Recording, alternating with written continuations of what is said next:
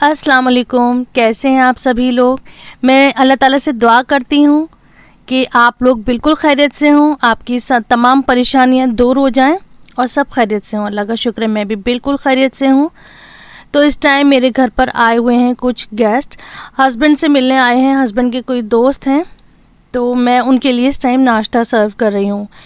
क्योंकि वो हस्बैंड के पास आए हैं तो मैं इस टाइम फ्री थी, तो मैंने सोचा कि मैं नाश्ता सर्व करते हुए इसको रिकॉर्ड कर लेती हूँ। अगर कोई मेरे से मिलने आता है या मुझे उनके पास बैठना होता है तो फिर वीडियो शूट नहीं हो पाती। जल्दी जल्दी से मैं नाश्ते वगैरह निकालती हूँ, बनाती हूँ, ले जाती हूँ, तो वीडियो शूट नहीं हो पाती। आज मैंने सोचा था कि अच्छा मौका है, मैं ये आपके साथ शेयर करती हूँ। तो मैं नाश्ते में रख रही हूँ कुकीज़ हैं और ये मूंगफली की नमकीन है और साथ में रख दिए हैं रोस्टेड आमंड। ये बहुत अच्छे लगते हैं, जो बादाम होते हैं रोस्ट करे हुए, बहुत खस्ता होते हैं तो बहुत अच्छे लगते हैं।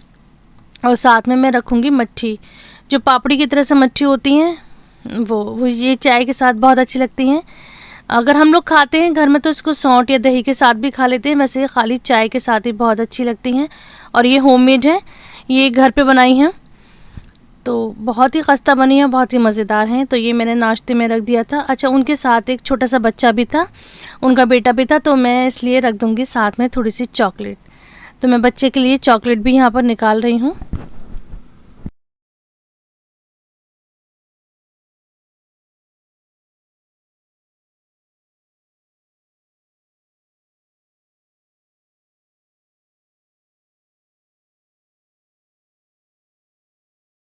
पर मैं आप सभी का बहुत बहुत शुक्रिया अदा करना चाहती हूँ कि जब जब मेरी तबीयत ख़राब हुई है और मैंने वीडियो में ये बात बताई है, तो आप सभी ने बहुत प्यारे प्यारे कमेंट्स करे हैं, सभी ने मेरी सेहत के लिए दुआ करी है। तो वो सारे कमेंट्स पढ़ के इतनी मुझे खुशी होती है कि जो मेरी वीडियो की मेहनत होती है ना, वो सब वसूल हो जाती है। मुझे फिर फ़र्क नहीं पड़ता है कि इस पे कितने व्यूज़ आ रहे हैं। आप सबका प्यार, आप सबके कमेंट, ये सब देखकर मुझे बहुत ज़्यादा खुशी होती है और मुझे लगता है कि मुझे अगर इतना प्यार मिल रहा है तो यही मेरे लिए बहुत बड़ा रिवॉर्ड है। तो आप सबका दिल से बहुत बहुत शुक्रिया और आप लोग ऐसे ही मेरा साथ बनाए रखिए और इसी तरह से सपोर्ट कीजिए और मुझे प्यारे प्यारे कमेंट्स कीजिए। सच में बहुत दिल खुश होता है आप लोगों के कमेंट्स पढ़कर। तो नाश्ता मैंने अंदर भिजवा दिया था, अब साथ ही मैं यहाँ पर चाय बना रही हूँ। तो जिस जगह से मैं बिलोंग करती हूँ, मैं जहाँ रहती हूँ, यहाँ पर चाय का क्रेज़ बहुत ज़्यादा है, बहुत ही ज़्यादा। मतलब किसी की सोचें जितनी होंगी उससे भी कहीं ज़्यादा हम लोगों की नसों में चाय बसती है। कितनी ही गर्मी हो, कितना ही गर्मी के मारे लोगों का हाल बेहाल हो, हमारे यहाँ तो ये रिवाज है कि जो गर्मी है वो भी हम लोग चाय से ही काटते हैं। सर्दियों में तो फिर कहना ही क्या है कि कितनी चाय हो जाती है। अच्छा, मैं आज फ्री थी, खाना मेरा बन चुका था, तो मैं साथ साथ वीडियो का काम कर रही थी, वीडियो की एडिटिंग कर रही थी। एडिटिंग से फ्री होने के बाद यहाँ पर मैंने पी है दही की लस्सी। ये मार्केट की लस्सी है, तो हमारे यहाँ पर जो लस्सी है वो इसी तरह से मिट्टी के जो गिलास होते हैं ना, इसमें आती है, इसी में पैक होकर आती है। तो बड़ी ही अच्छी मिट्टी की सौंधी सौंधी खुशबू हो जाती है और फिर लस्सी का तो टेस्ट होता ही बहुत मज़े का है। तो मैं यहाँ पर बड़ी ही सुतैमन बन गई थी। जो लस्सी के गिलास थे, इस टाइम 3 गिलास थे, 2 गिलास हम फेंक चुके थे, तो 3 गिलास थे। तो मैंने इनको साफ़ कर लिया है और मैंने सोचा था कि अब जैसे भी जब जब लस्सी आएंगी तो मैं उनके ग्लास कलेक्ट कर लूँगी और उसमें मैं प्लांट लगा लूँगी।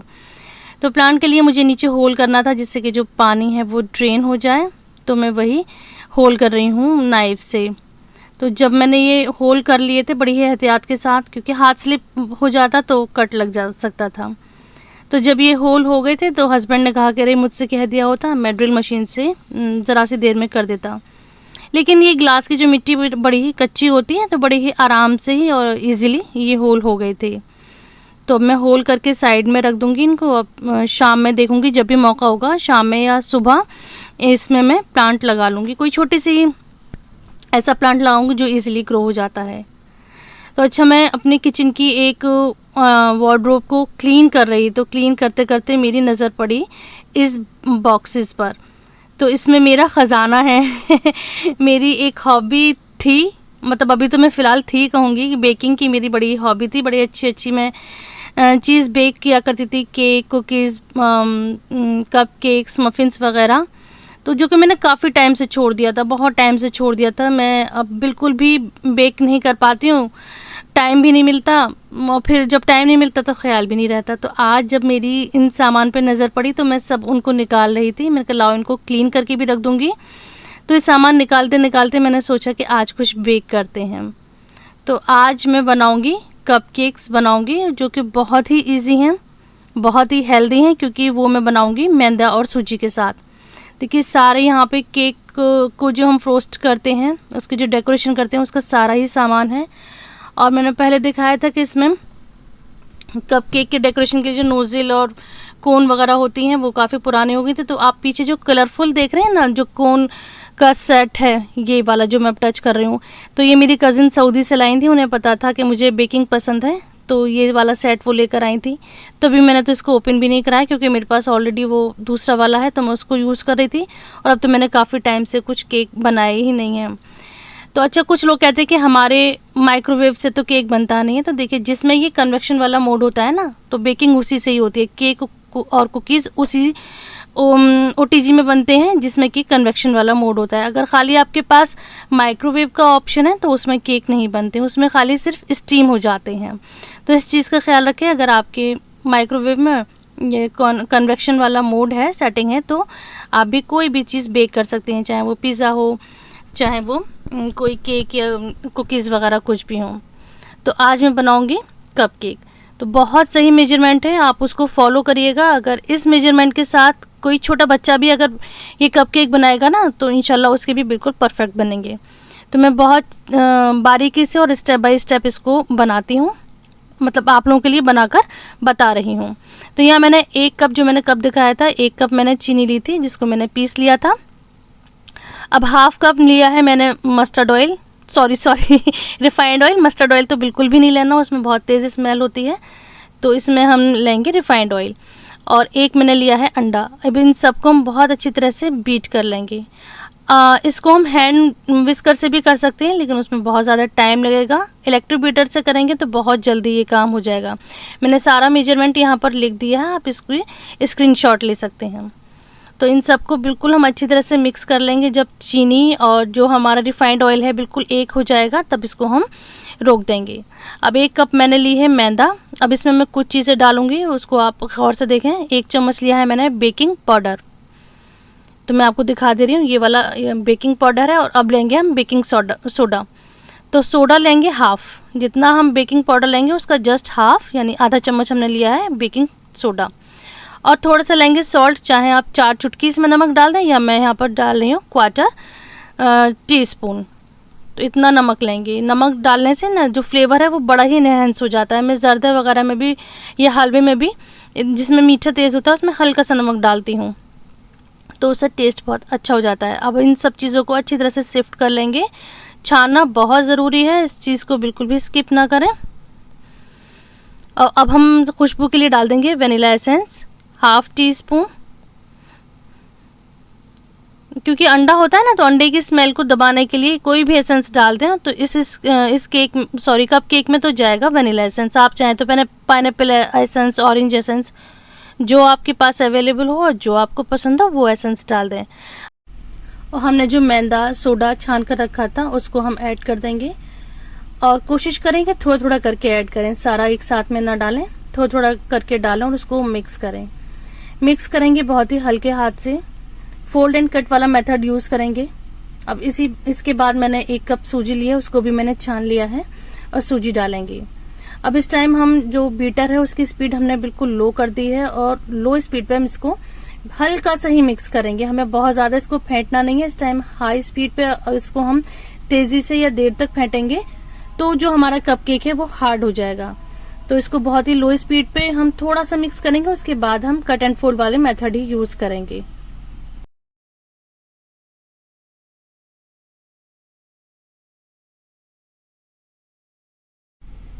अभी ये मिक्स हो गया है। तो अभी जिसकी जो कंसिस्टेंसी है वो बहुत थिक है, बहुत गाढ़ी है, हमें रिबन कंसिस्टेंसी लानी है। मैं आगे दिखाऊंगी कि किस तरह की रिबन कंसिस्टेंसी। तो इसको हम पतला करने के लिए इसमें दूध का ऐड करेंगे। तो जब भी आप कोई भी बेकिंग करें, कोई भी केक, कुकीज, बिस्किट या मफिन्स वगैरह बनाएं, तो इस चीज का ध्यान रखें कि जो भी चीज आप ऐड करेंगी वो रूम टेम्परेचर पर होनी चाहिए, ना तो बहुत ज्यादा गर्म होनी चाहिए, ना ही बहुत ठंडी होनी चाहिए। देखिए ये कंसिस्टेंसी ये कहलाती है रिबन कंसिस्टेंसी।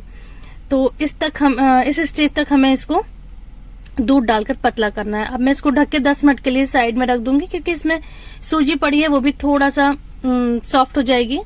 अच्छा, मैं इसमें ऐड करूंगी कुछ फ्रूट्स और कुछ ड्राई फ्रूट्स। जो जो मेरे पास थे मैंने सब डाल दिया था। मैंने इसमें डाला है केला, बादाम, काजू, चिरौंजी, गोला कद्दूकश करा हुआ, और इसमें डाली है मैंने किशमिश। मेरे पास इसमें अंजीर भी पड़ी है और इसमें बेरीज भी पड़ी हैं। जो जो था मैंने सब डाल दिया है। तो क्या है ना, वैसे तो बच्चे खाते नहीं है ये सारी चीजें, अगर शीर वगैरह में खीर में डालो तो वो उसको थूक देते हैं, लेकिन मैंने इसको इसमें केक में डाल दिया है। तो जब भी बच्चों ने खाया था बड़े अच्छे लगे थे और सबने वो खा लिए। तो मैंने इसको डाल दिया और मिक्स करके रख दिया है। तो आपके पास जो भी ड्राई फ्रूट्स हो आप उसको डाल दें। अच्छा, मेरे पास ना कपकेक की लाइनिंग नहीं थी, तो मैंने क्या करा कि ये पेपर ले लिया था जो रोटी चपाती को पैक करने के लिए, लंच बॉक्स में पैक करने के लिए होता है। तो मैंने इसको कट कर लिया है स्क्वायर शेप में। आप चाहें तो कोई भी कॉपी के साफ पेजेस भी ले सकते हैं, ऐसा कोई मसला नहीं है। तो बस अब इसको हमें चारों तरफ से कट करना है, जैसे कि मैं वीडियो में दिखा रही हूँ, बस उस तरह से इसको फॉलो कर लीजिए। ये मैं आपको दिखाने के लिए एक एक पीस में अलग कट करे हैं, और जब मैं बाद में बना रही थी तो सारे ही पीस मैंने एक साथ कट करके चारों तरफ एक साथ ही सारे पीसेस पे कट लगा लिए थे। तो अब इसको हम कपकेक में रखेंगे, और किसी भी कोई भी आप बॉटल ग्लास ले लीजिए जो इसका शेप साइज का हो, वो ऊपर से रख के हल्का सा ट्विस्ट कर दीजिए। तो इसकी बेहतरीन सी लाइनिंग बनकर तैयार हो जाएगी।